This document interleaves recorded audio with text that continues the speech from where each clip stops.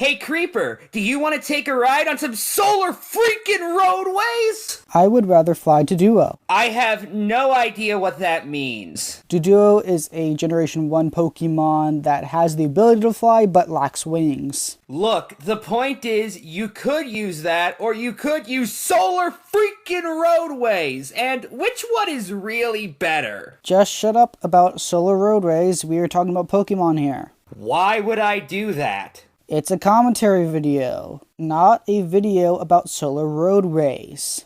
Wait, we're doing a commentary? Since when? Since about 40 seconds ago. So no to solar freaking roadways! No to solar roadways. I just want to point out how this woman has some of my favorite games, like Danganronpa, which is 2 words, I guess, Super Mario, not any of the specific ones, just Super Mario, and Dust. Notice how none of them have any subtitles, nor do their casing make any sense. Seriously, this looks less like a shelf full of video games and more like my bookshelf if I filled them up with nothing but hardbacks after removing the dust jackets. The window is blended terribly, the TV has pixelated edges, and the shelf looks like it's glued to the wall. As in, instead of looking like a shelf, it looks like you placed a picture of one on your wall like a fucking poster.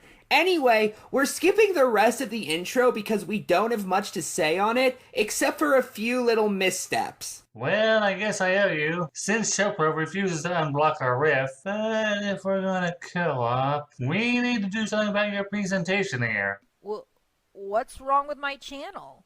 Well, with Kappa and all the crap going on right now, you two may consider your background and character a little too kid-friendly. Don't worry though, I got you covered. So you play 2 explosions, the first one is mute and the second one clearly doesn't actually match with the explosion graphics timing at all. Why do I have a sudden urge to say everything you can't say on TV? But first gotta make sure this video isn't child friendly.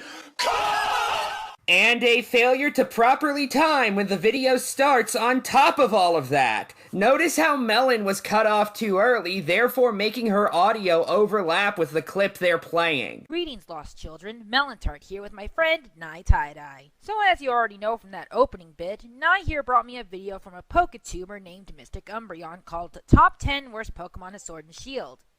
And I fucking hated it. Something I want to point out once here is that sometimes the aspect ratio changes randomly. This happens throughout the video, and I don't believe it's worth mentioning more than once.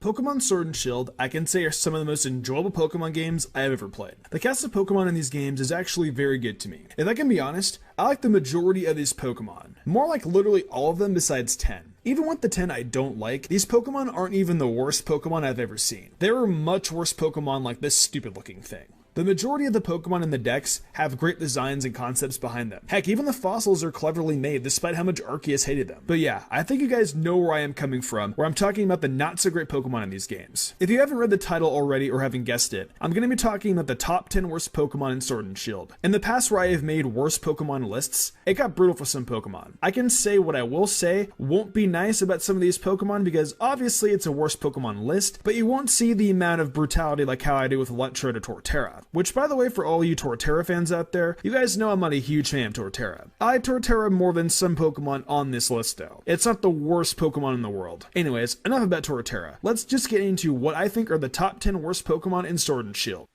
Oh joy, he goes right into the list without giving any sort of criteria. Surely a good sign of things to come. Actually, there are a few criteria for this list. 1, they have to be Pokemon. 2, they have to be Pokemon that he does not like. And 3, they have to be introduced in Generation 8, which is Galar, which is the region within Sword and Shield.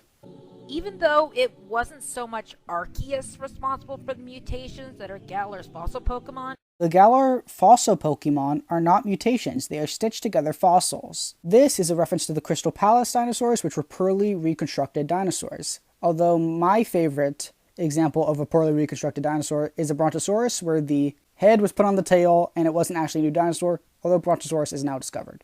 And instead the questionable competence of Kara Liss as a scientist. I mean, she doesn't really seem to think anything's wrong, despite how messed up 3 out of the 4 of them look. There's also the fact that even the Pokedex entries for these 4 sound like a pile of bullshit, implying that these aren't how they're meant to look.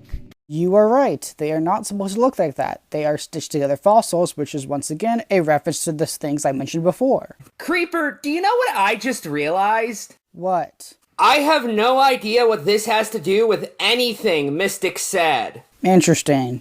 Actually, wait, let me double check. I'll be right back. A few moments later. Okay, so about 2 minutes and 30 seconds into the video, Mystic makes a joke about Arceus hating the designs of these Pokemon, only for it to be brought up again roughly a minute later. Wouldn't it have made more sense to put this point after Mystic said the thing you're responding to, instead of waiting until his entire introduction had played out before responding to everything all at once? Also, can we just talk about how terrible the cropping of the image at the top of the screen is real quick?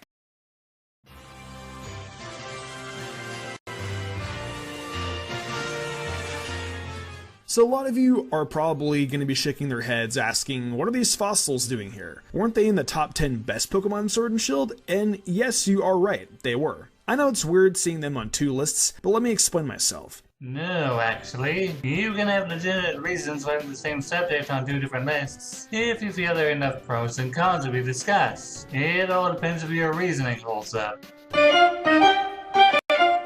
I'm sorry, what was the point of this? Mystic says that he's putting this Pokemon that was previously on his best list on his worst list. Nataidai says he can do that, which, I mean, he isn't wrong.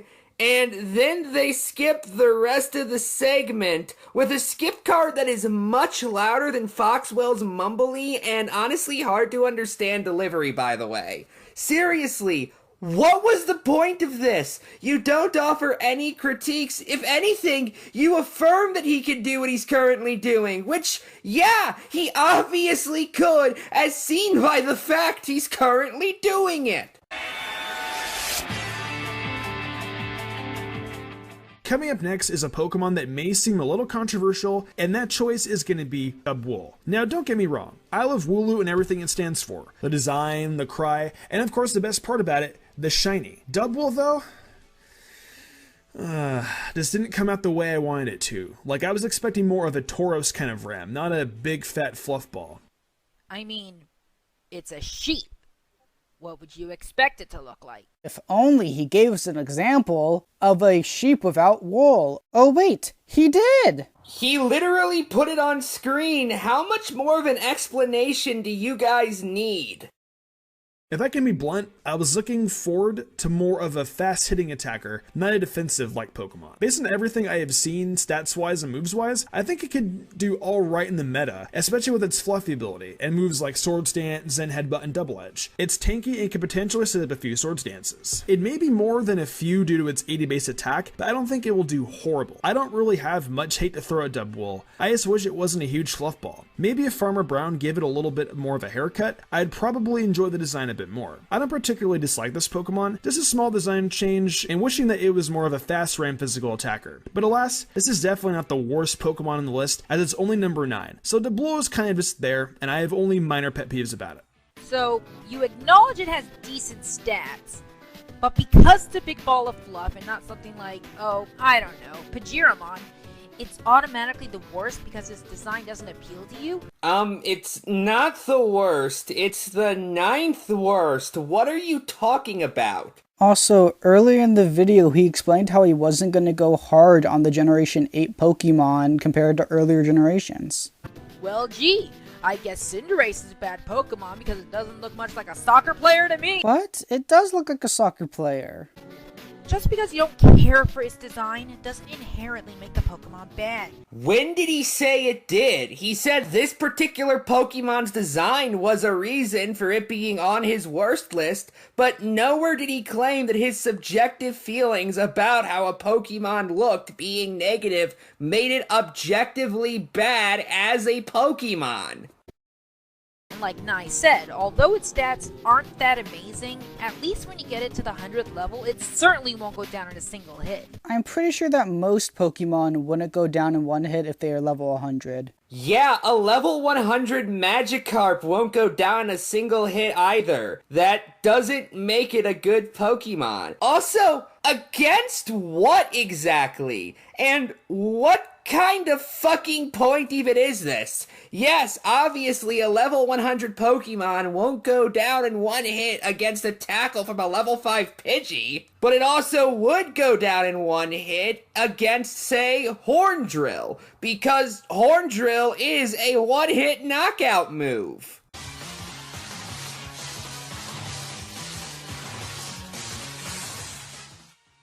Getting into more of a dislike approach and a few more things to complain about, we have Cramorant here at number 8. Now, I am not sure how you guys feel about Cramorant. I haven't really heard much of people's opinions on it, so please let me know your thoughts in the comments below. Me personally, I don't hate on the initial design, but what's with its face? It just looks like it's clueless and puzzled at everything in life. The only thought in this Pokemon's head is when's lunch. It has the look of, feed me, feed me.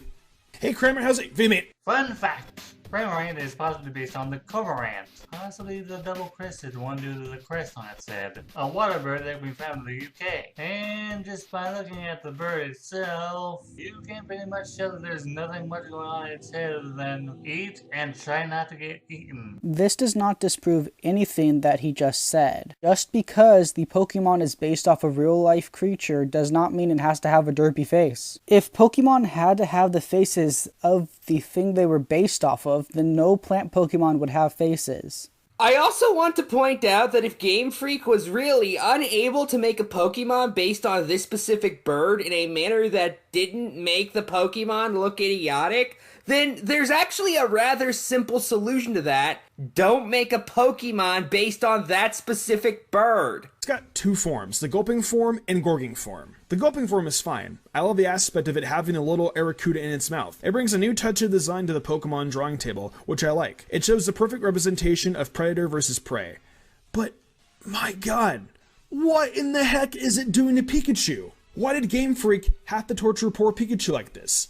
Maybe someone just came up with this concept and the developers decided to keep it in as a joke? And he thought it was a bad idea. Your point literally comes down to a person thought of it and it was used. No shit.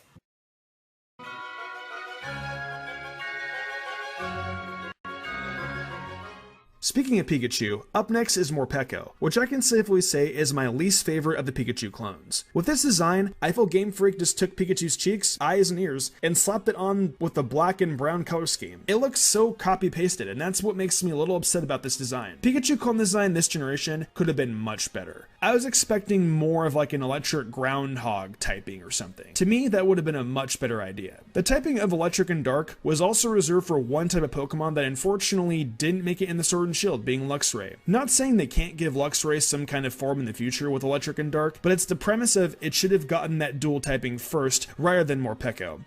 Any citation? Citation for what? His subjective opinion, I guess. I really don't get this video. What is he supposed to cite? A peer-reviewed scientific article on how he personally thinks the design of this one Pokemon would make more sense if it were another type? What the fuck are you even going on about? Well, anyway, you do realize that if what you're saying is true, then that would have been a horrible idea, right? Hey, do you have any citations for this claim? Being an electric type means Luxray only has one major weakness, ground, which isn't affected by electric moves. If it were electric dark, then it would have 4 weaknesses instead of 1. Ground, fighting, bug, and fairy. Just being mono-electric is a good thing for Luxray. Jesus, you're supposed to be a Pokemon channel, and yet a scrub like me can tell you why that would have been a bad idea. I guess not, given you were unable to cite this really basic fact about Pokemon, which would require nothing more than a screenshot from a wiki, not unlike the ones you've used at various points in this video. You could have put a type chart. There is literally a database for all type combinations. I should also note, actually looking at this chart shows that, while yes, an electric dark type is weak to far more, it's also far stronger against certain other types as well. It's almost like Pokemon is a rock, paper, scissors RPG where types are good and bad against other types or something like that. Peko doesn't deserve this typing. I don't think this is as harsh as I have been to other Pokemon and worse Pokemon videos, so I will consider this as mild. You can't be serious. Morpeko is bad because it has the type combination of a Pokemon you seem to prefer? What sense does that make? No, he was just saying that he did not believe that Morpeko deserved the type combination.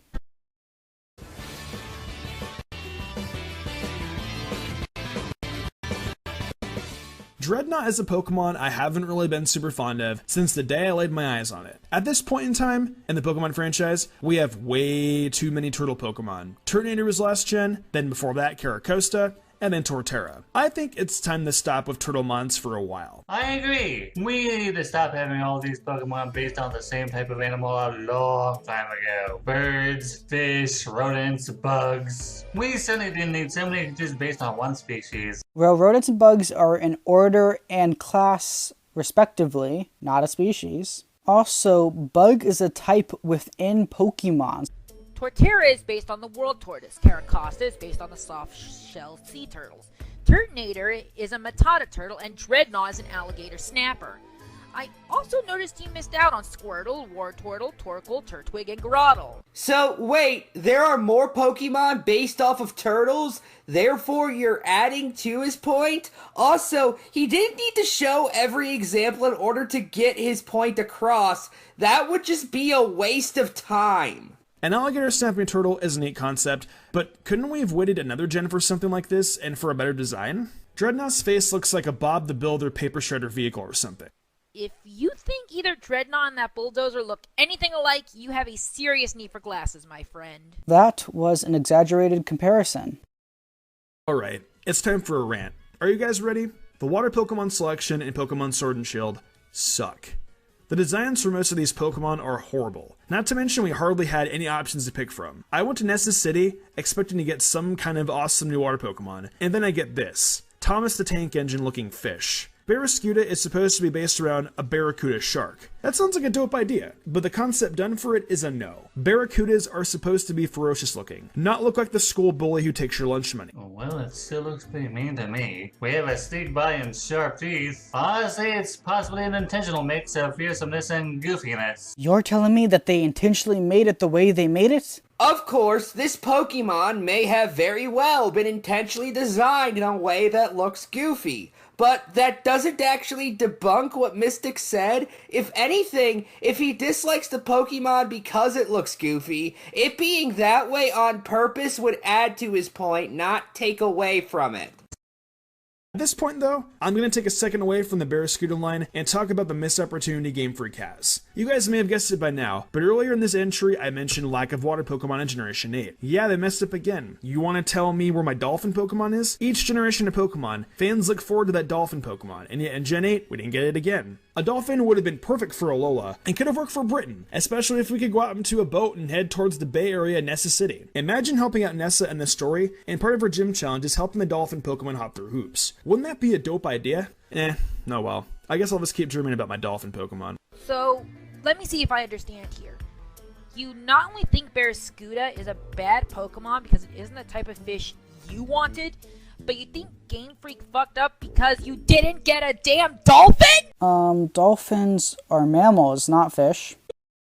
So to round out my final point about Inteleon, it looks like a character that came from Shark Tale. You guys remember that dumpster fire of a movie? The way how Inteleon's legs are and its body shape looks like it came straight out of that movie. Please. It's not like it has a disgusting humanoid face. It's not like you're trying to be a lizard version of Pierce Brosnan or Roger Moore or something. Wow, it's a good thing he was specifically complaining about the limbs and not the face, otherwise this might mean something.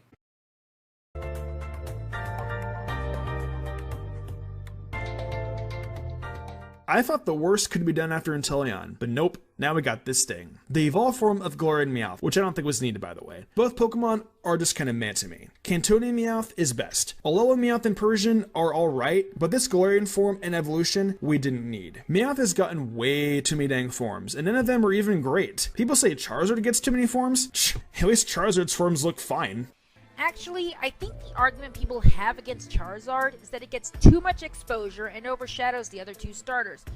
Plus, it was supposedly going to be the only starter in the new games, and it's the ace of regional champion Leon. Do you have any evidence to back this up at all? To quote you, any citations? I actually have no idea what they are talking about here. If they could provide a source for this, it would have actually really helped. These new forms of Meowth just look like uglier Mogwais and the troll from Dora the Explorer fused together. Either way, they're just another yikes for me. Wait, that's it? Not gonna explain why you think Berserker is ugly? Just claim that it is and leave it at that? This just comes off as you being lazy as to why you don't like Berserker's design. What else is he supposed to say? It's a subjective opinion. He thinks it's ugly. I don't even agree with his opinion. Do I have a reason to disagree with him? No, it's just how I feel, and that's how he feels. It's like a favorite color. You just like it because you do. Even though, you know, it's based on Vikings. How does Berserker being based off Vikings disprove anything he said?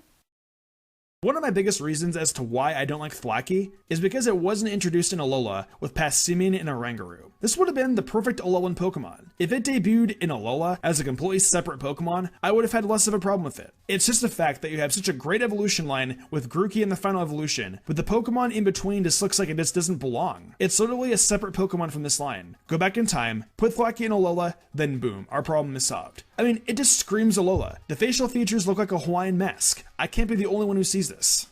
What? How? How doesn't it look like it belongs? People could and probably have said the same thing about the Slackoth line. Vigoroth completely contrasts with what comes before and after in both design and behavior, but it's still a middle stage evolution, no matter how out of place it looks. Grookey, Thwackey, and Rillaboom are primate Pokemon with green hair, so of course they go together. You don't even mention what could be put in Thwackey's place. What is he supposed to put there? A Pokemon that doesn't exist? And so the video ends. Holy hell, this was frustrating. Zero criteria other than subjective opinion. Yeah, it's a list about his opinions. What else are you expecting him to use? Poorly explained ones at that. Berserker is bad because it's ugly, Cramorant because it looks weird and is goofy, and other superficial reasons that drove me up the wall. Not to mention, you were saying the reason Pokemon like Dubwool and Murpeko were bad because they either weren't what you wanted or had the type combination you wanted for another Pokemon. And on top of it all, saying that a middle evolution for a starter should be taken out just because you don't care for the way it looks. While this isn't as bad as the video from Velicify or Distant Kingdoms, it was still kinda bad. Not saying that you can't dislike Pokemon based on design alone, but it felt like this video was rushed. Now we say it feels like your only criteria for this list was design, because you brought up stats only once, and simply went off your subjective opinion for the rest of the video. It happened again! Yes, the video is subjective, but that does not disprove it and is not an argument against it. You know, this video is bad. We should talk about something else, like solar freaking roadways! Solar freaking roadways? Solar freaking roadways. Solar freaking roadways! Solar freaking roadways! I'm just really scared and confused.